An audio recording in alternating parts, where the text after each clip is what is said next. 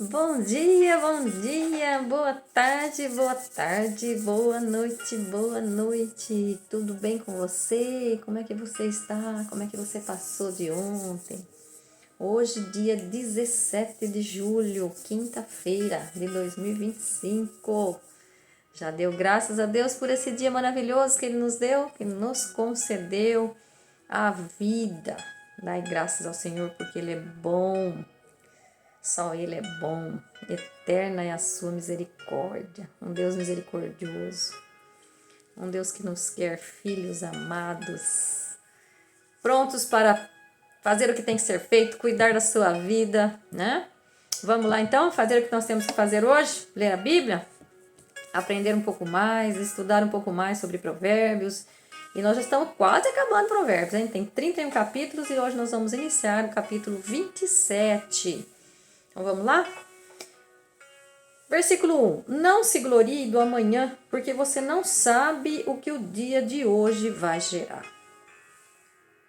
É o que a gente vem falando sempre aqui, né? Provérbios vem sempre nos dizendo e nos orientando. E a vida nos indica e nos orienta que o amanhã sempre se tornará hoje, né? Então amanhã não existe. Aquilo que você tem que fazer, faça hoje. Faça hoje. Se você tiver que falar para alguém que ama, fala hoje. Se você tiver que fazer feliz alguém, faça hoje.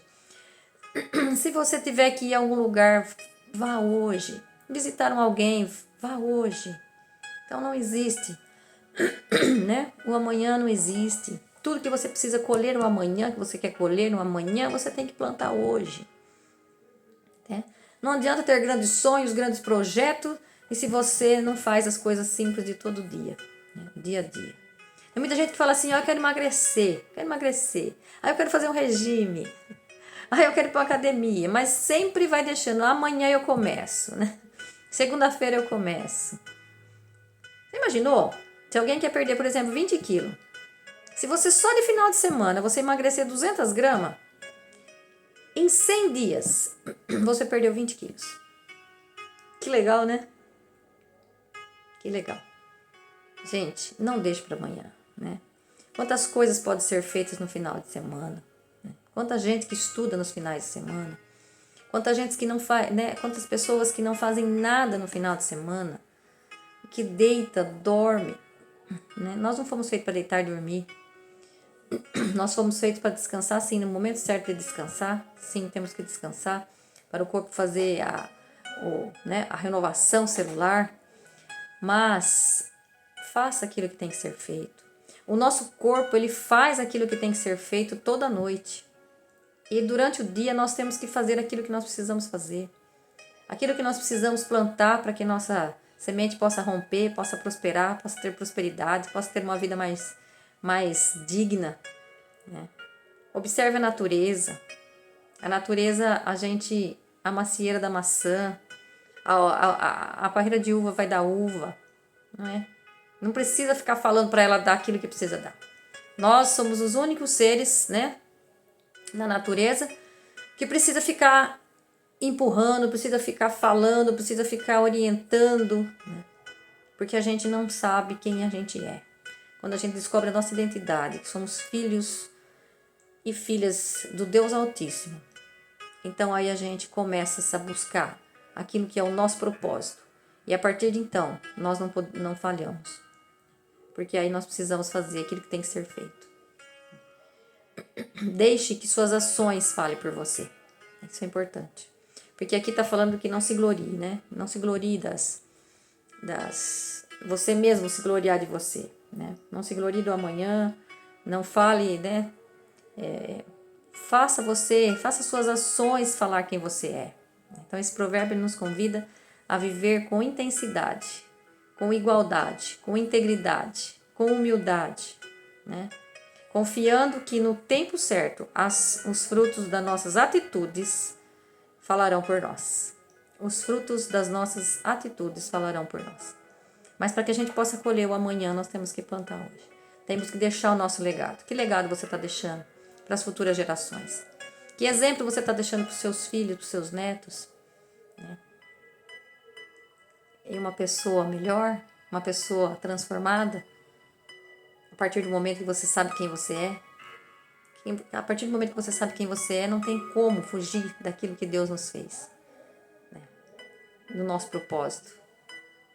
De ajudar as pessoas. De ser luz e sal para as pessoas. E para nós também. Porque aquilo que eu faço para o outro, eu estou fazendo automaticamente para mim também. Cuida de mim, né? Cuida de você. Cuidar de cada um de nós. Nós precisamos cuidar uns dos outros, mas primeiro precisamos cuidar de nós. Para que a gente possa ajudar o outro, nós temos que cuidar da gente também. Então, fazer pra gente. Muitas vezes a gente se abandona para cuidar do outro. Não, primeiro cuida de você. Ama o próximo como a ti mesmo. Mas faça alguma coisa. Né? Que as nossas ações falem por nós. Né? Que as nossas atitudes, que os nossos frutos falem por nós. Assim como o fruto da maçã. Você vai lá, pega a maçã, o pé carregado de maçã. Maravilhoso. E assim temos que ser nós também.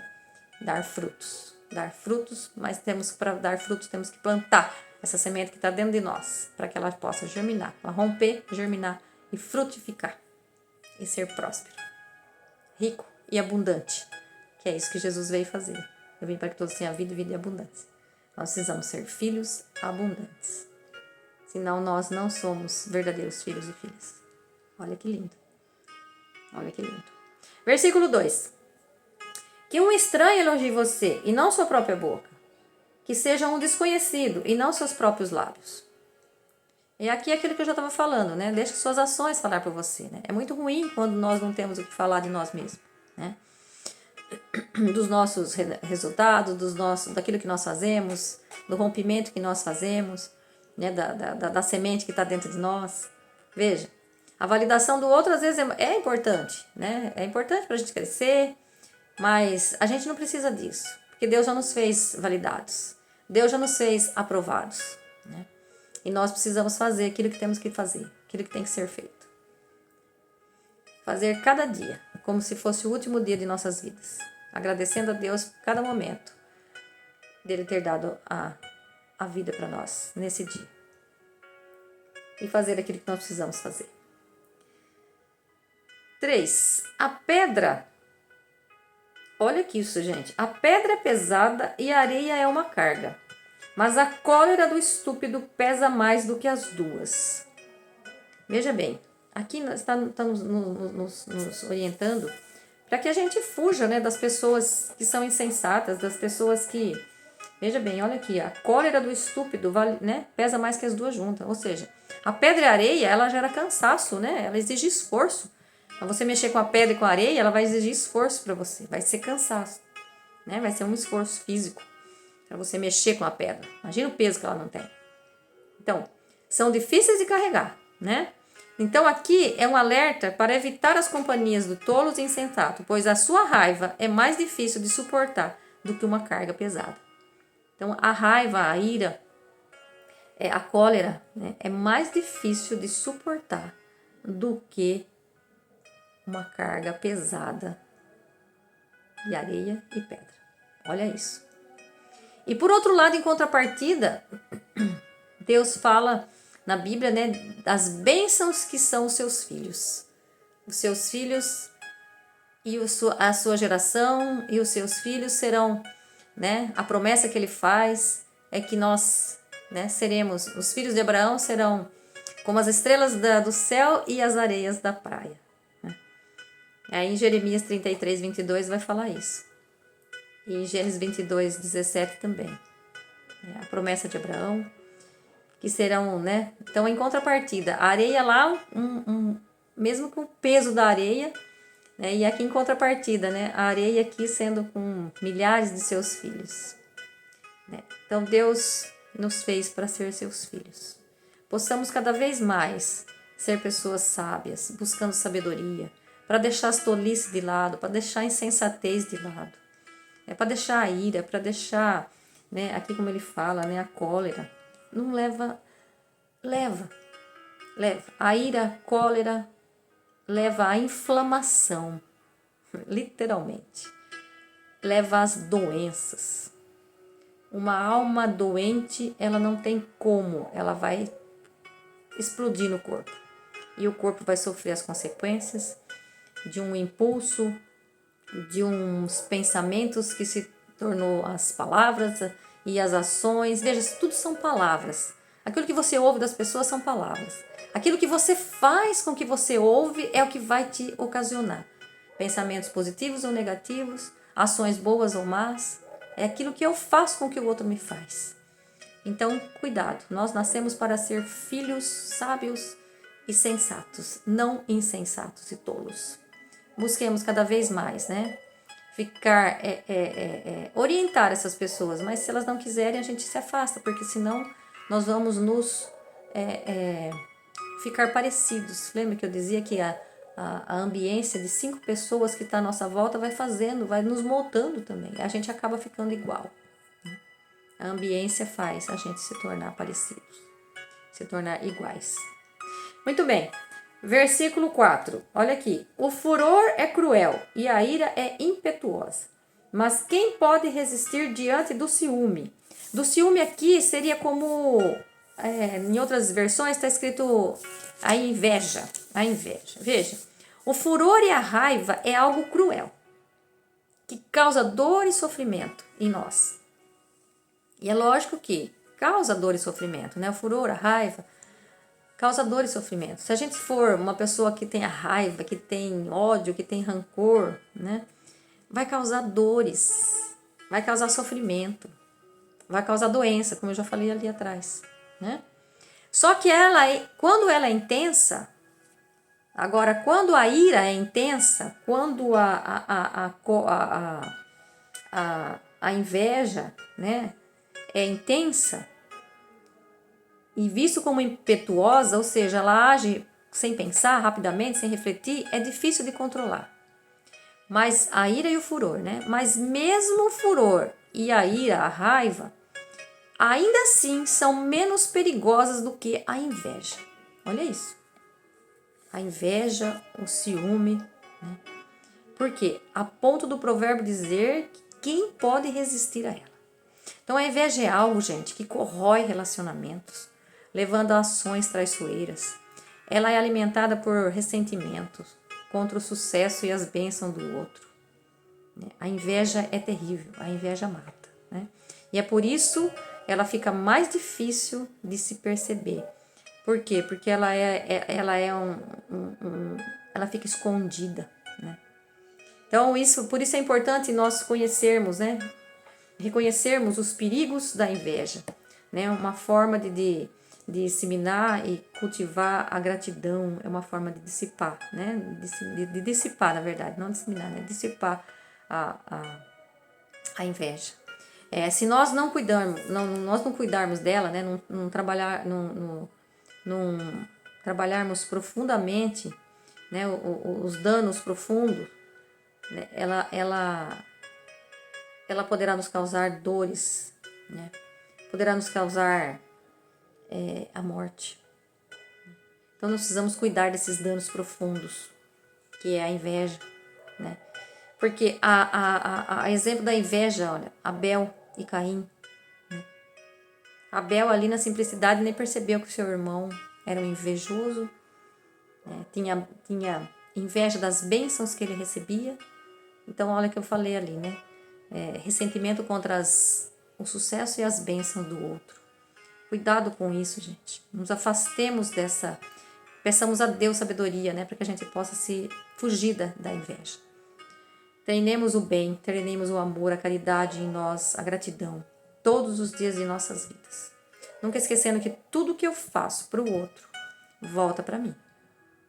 Nos cuidemos. Tratemos nossos bloqueios. Essa semente que eu falei, né? Que Deus plantou em nós, que está dentro de nós. Que cada um trate para que, né, para que nós possamos ter prosperidade, e assim como a natureza, né, que seja natural, que nós possamos ser prósperos, cada um, todos nós devemos buscar essa prosperidade, mas com sanidade, né, sem inveja, porque a inveja ela mata, a inveja ela corrói. Então busquemos cada vez mais sermos irmãos verdadeiramente, né, buscando o amor, buscando a simplicidade, buscando a claridade, buscando a empatia, né? Saber colocar no lugar do outro, né? Para que a gente possa ser filhos e filhas, fazer jus, né, de sermos filhos e filhas de Deus, porque os filhos e filhas de Deus não são tolos, não são insensatos e procuram cada vez mais se afastar das tolices e dos males, né, que a gente vai adicionando às nossas vidas, que inclusive a ira, né, a raiva, o furor e principalmente a inveja. Versículo 5. É melhor uma repreensão aberta do que um amor encoberto. Olha, isso aqui é interessante, né? Procure sempre pessoas verdadeiras, né? Que estejam ao seu lado. Porque eu sei que é dolorido muitas vezes que as pessoas falam a verdade pra gente, mas é melhor do que um falso amor. Porque a pessoa tá ali achando que você tá sempre certinho, batendo nas suas costas, dando tapinha nas costas, mas por trás falando mal de você, maltratando você, né? Então é preferível as pessoas que falam as verdades na nossa cara, né? Do que um falso amor por trás. Versículo 6. O tapa do amigo é leal, mas o beijo do inimigo é mentiroso. Veja, é aquilo que eu disse, né? É tolerável a gente ter o nosso amigo que fala a verdade, né? Mas muitas vezes o inimigo vem disfarçado. Eu digo aqui que o beijo, que deveria ser um símbolo do extremo amor, né? Foi para Jesus o beijo da traição. Então, cuidado com os companheiros que temos, com as companhias, com as pessoas que estão ao nosso redor, porque muitas vezes vale mais você ter um amigo, né, que fala para você as verdades do que você ter uma pessoa que te trai. Versículo 7, para a gente fechar hoje. Estômago cheio despreza o favo de mel. Estômago faminto acha doce o fel. Veja, o estômago, quando está cheio, uma pessoa satisfeita, ela despreza o mel porque, né, tá cheia, não cabe mais. O estômago aqui a gente pode até assimilar como a nossa alma, né? A alma é o estômago. Então, quando a alma está satisfeita, né? Ela não está faminta, né? Então, ela está farta ali, tá, né? Cheia de conhecimento. Então, quando a gente tá com o nosso estômago cheio, com a nossa alma transbordante, com a nossa alma que não tá assim com crenças, está bem, a gente está leve, está suave, cheio do Espírito Santo, iluminado. Então, o que a gente tem que fazer? A gente tem que ajudar as outras pessoas, né? A gente tem que ajudar. A gente tem que passar as coisas que a gente aprende, porque aquilo que para você pode ser assim, já sei tudo isso, mas o outro não sabe. Então, você tá farto de mel, mas o outro, até o fel, para ele vai ser bom. Então, aquilo que você tem de conhecimento, de sabedoria, porque aqui o estômago faminto, alma faminta, até o amargo se torna doce. Ou seja, se você tiver uma alma desejosa de aprender, você vai crescer muito, né? Vai entender, vai aprender as coisas. E quando você sabe e aprende, né, nesse desejo, passe para outras pessoas também, né? Seja luz para essas pessoas, seja humilde, né? Acessível em aprender, seja humilde, seja empático, né? E o que for para você, assim, o que pode ser comum para você, pode ser extraordinário para o outro. Eu digo muito assim que a gente tem que falar, mesmo a gente não sabendo se engasgar, se enrolar, né? Como eu tô fazendo hoje aqui, tá tudo enrolado, né? Mas tá saindo, né? Mas mesmo assim, a gente tem, porque uma palavrinha que a gente fala aqui pode ser o banquete, né? As migalhinhas que a gente está falando aqui pode ser um banquete de muitos. E às vezes a pessoa fala, nossa, era aquela palavra que eu precisava escutar, era aquele momento que eu precisava parar para ouvir, e era aquela palavra veio certa para mim. Muitas vezes a gente fica se enrolando para falar, não quer falar, não sabe, não, eu não tenho capacidade, nós temos capacidade, nós somos filhos de Deus. Tá com medo, faz com medo mesmo, tá difícil, vai difícil mesmo, né? O que importa é que a gente não pode parar, não pode deixar de fazer. Um dia vai saindo melhor que o outro, Um dia a gente está melhor, outro dia a gente não está, mas vamos fazendo do mesmo jeito. Não podemos parar. É pior parar. O caminho se faz caminhando. O milagre pega a gente no caminho. O milagre não pega ninguém parado. A transformação não pega ninguém parado. O mundo está em constante movimento. A terra gira todos os dias, todos os minutos, todos os segundos. Então nós, filhos de Deus, Deus também não é parado. Deus está sempre em movimento. Ele está sempre em movimento, no meio de nós, buscando. O Espírito Santo está aqui, buscando seus filhos, iluminando seus filhos, para que mesmo aquilo que você acha que são migalhinhas, que você não consegue falar, mas que você fale. Então nós não podemos parar. Temos que falar, temos que anunciar. Haja vista seja esse o nosso propósito, de buscar almas, pescadores de almas, pescadores de homens e mulheres para nosso Deus. Porque se a gente não fizer isso, o inimigo faz. Faz, porque é muito fácil você pender para o lado mal. É muito mais fácil. Jesus dizia, a porta é larga. Então, nesse espírito de transformação, de movimento, que eu peço hoje para você, não desista de nada em sua vida. Vá em frente, vai à luta. Busque cada vez mais ajudar as pessoas, aprender mais para que você possa passar mais. Que você possa ser transformado hoje nesse dia. Que Jesus toque no seu coração e que todas as mágoas, rancores, invejas saiam de dentro de cada um de nós, para que nós possamos viver o extraordinário que Deus tem para cada um de nós. Beijo no seu coração, fique com Deus. Deus abençoe sua casa, seu lar, sua família, seus filhos, seus negócios, né? Sua empresa. Que Deus dê muita prosperidade para você. E vá lá cuidar da sua vida. Beijo!